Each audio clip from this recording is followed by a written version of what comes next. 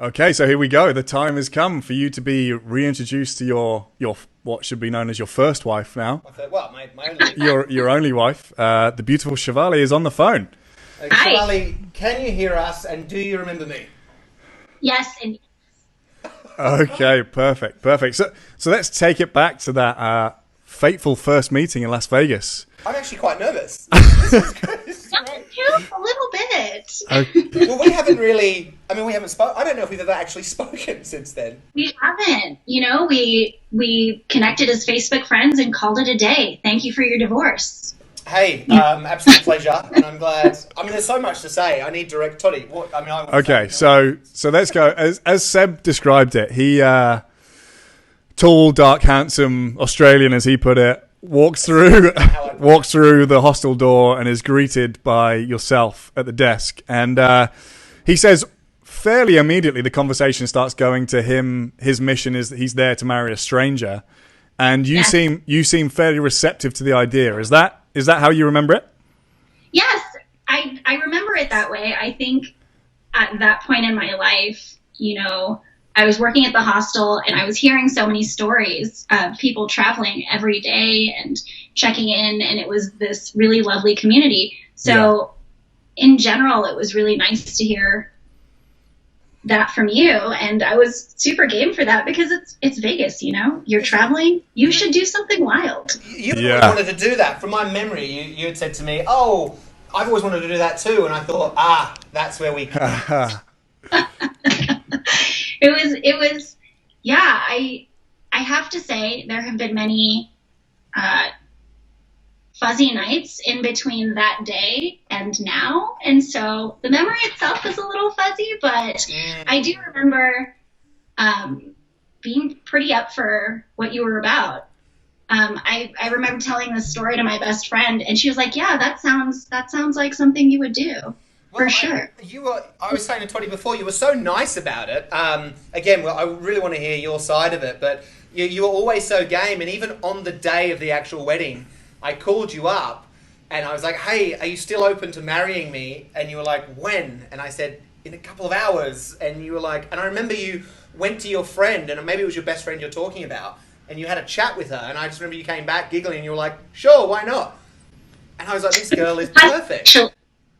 I was hanging out with my cousin, and there was never a hesitation. Anything.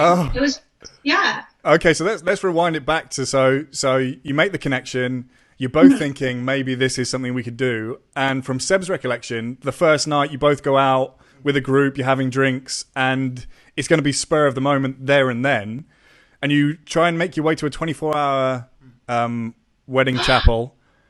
I remember that. Yeah, and unfortunately it appears it wasn't 24 hours. Yeah. It was not. Was it the little white wedding chapel? I think it might have been, because you led us there. There was a group of us at 3 a.m.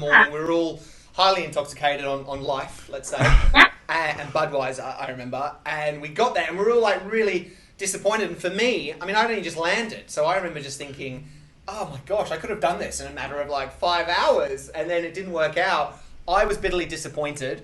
I can't remember your exact emotion.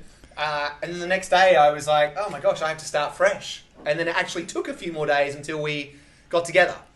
Yeah. I remember that the wedding itself was really awesome. I'm so glad that it was actually closed because you did such a good job with it. I was so surprised. And now thinking back, I kind of wish that I hadn't turned up in jeans and a tank top, and I had in fact, gone out and purchased a dress and made it this whole thing. But, hindsight. Do you remember what I was wearing? Yes. And I have a funny story about this because you were wearing this, imagine Boo from Monsters, Inc. Yeah. But purple.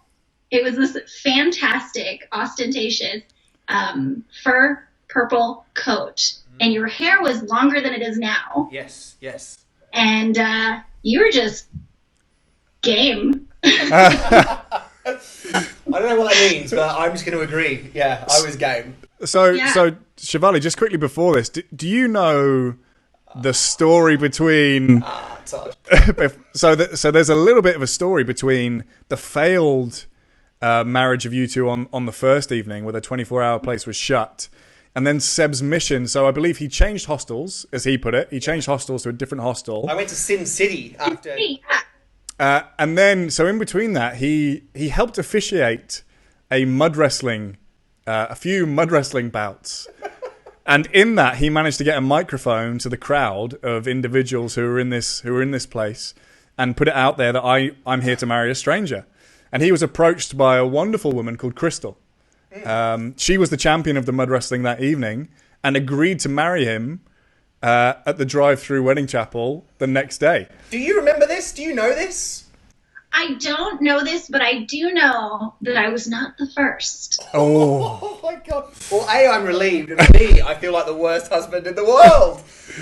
Oh, okay. So you're my first choice, Chiaveli. I feel like I need to just plead. No, but you definitely do. I'm so happy it worked out how it did. You were my first. And then it didn't work out, unfortunately. And then Crystal, the glorious mud wrestling exotic dancer, she didn't stand me up at the... Oh, here's a part of the story. So basically, she said yes. We had failed on the first night and we didn't sort of make another plan. So again, I felt like, okay, I need to start again. Met Crystal, she agreed. I booked a wedding ceremony, which eventually was ours. Again, I'm not sure how much this you know.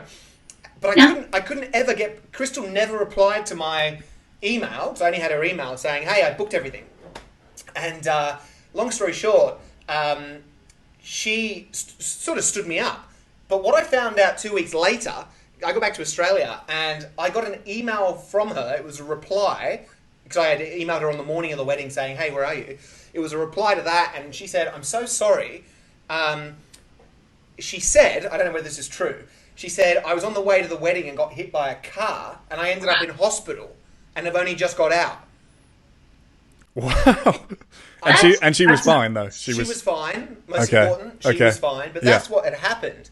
And so, so I was kind of like, oh, gosh, how do I... Can you feel me just digging a hole here? So I had this thing... I had this wedding chapel booked, and then, of course, I was like, I wonder if Chiaveli is still desperate enough to do this with me. And thankfully you were. I mean, again, it all came together in the end. Yeah. So I'm sweating, A, because it's hot, but B, because I'm explaining this to you. So that was the phone call that came through to you, Chiaveli. So he's been stood up by Crystal, who's now subsequently been hit by a car, it would appear. Yeah. And so this rugged Australian, as he keeps describing himself for some reason... I never describe myself. Rings you. I'll describe him as rugged Australian. Oh. Yeah, that's a good assessment. Okay, so he rings you, and as you say, your cousin's there. What goes through your head as you hear his voice again for the second time saying, will you marry me? YOLO. Oh, yeah. Okay. YOLO. Okay. YOLO. Why not? I mean, why say no to something that was fun and innocent and awesome and, not just for me, but I mean, it was for you, you of course had a list. Well, we both had the same goal, so why not get together and make it happen? Because I talk about this all the time. I do a lot of this speaking now on stages, right? And this is it's the start of my story in many ways. So I talk about it everyone has heard, hundreds of thousands of people have heard your name. All right, show off. Everyone knows, hey? That's an all right show off. All right, show off. No, it's true. And everyone knows this story and there's so much curiosity around it. People ask me so many questions. The biggest one being, what happened after the wedding, which we can talk about too. But a lot of people talk about it. So to actually speak to you for the first time 10 years later, more than 10 years, is fascinating for me. This is so interesting. Yeah. And you're awesome, by the way. Imagine, time twists and turns different people. Imagine if we were just bitter about it now. Thankfully, it looks like you're smiling, which is great. Yeah, it was an amazing experience and one that, is anytime anyone has heard this story from me, it's always this unexpected thing to come out of me because generally in life, I'm not, you don't expect things like that from me, and so it was an awesome experience. The 100 Things Podcast. Oh, what's on your list? Yeah.